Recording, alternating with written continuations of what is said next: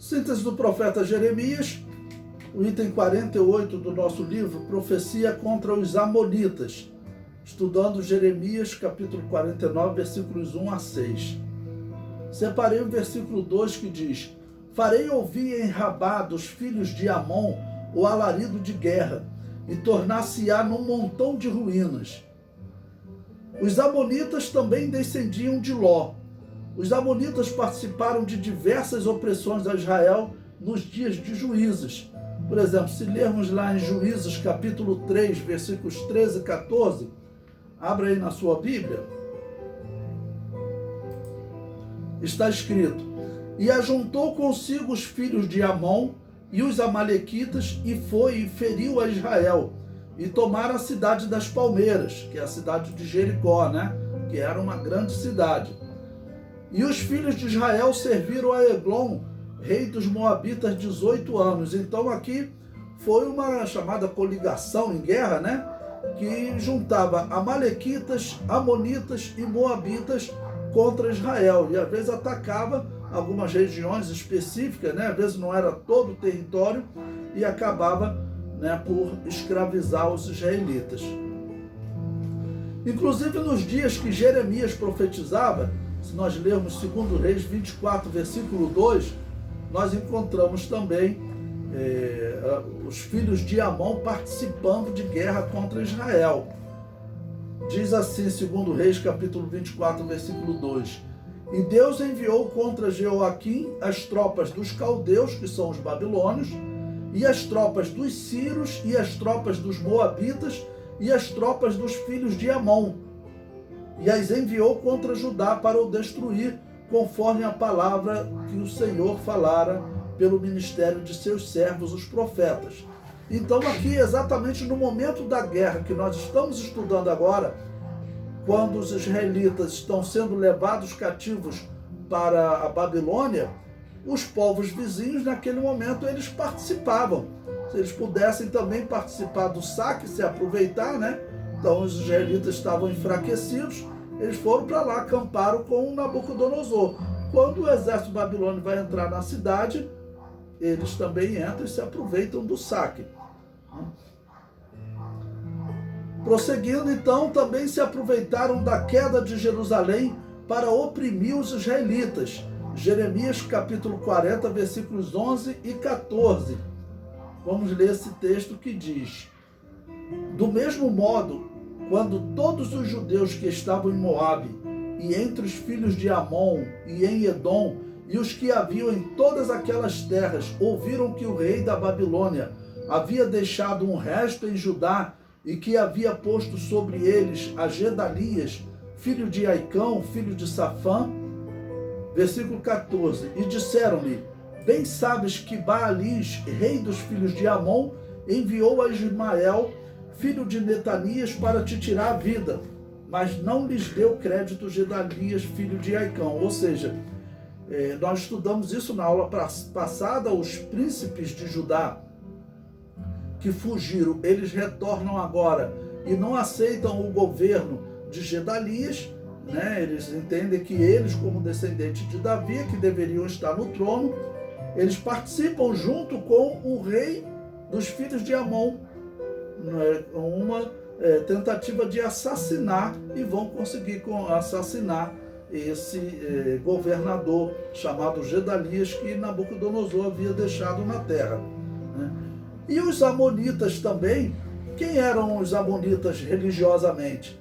Infelizmente, eles também, mesmo sendo semitas, parentes de Abraão, estando ali em Canaã, eles acabaram por sofrer influência daqueles deuses pagãos, né?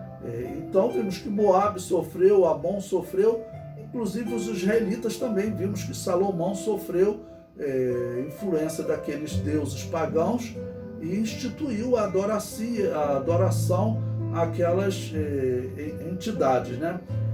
E os amonitas, eles adoravam uma entidade chamada Moloque. E normalmente esse Moloque recebia sacrifício de crianças.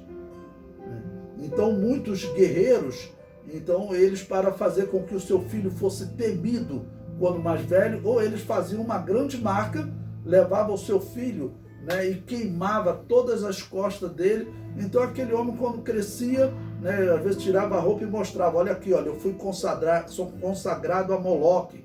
E aquilo gerava um temor nas pessoas, e normalmente aquele indivíduo se tornava líder de gangues, né, muitas pessoas que temiam a ele, né? Então o Moloque, ele era exatamente representado como uma figura assim, né, que tinha um espaço, ele era bem grande, um espaço onde eles botavam fogo, ok? Tipo no útero dele, para ali os israelitas consagrarem as suas crianças a Moloque, queimando ou mesmo entregando para ser morto.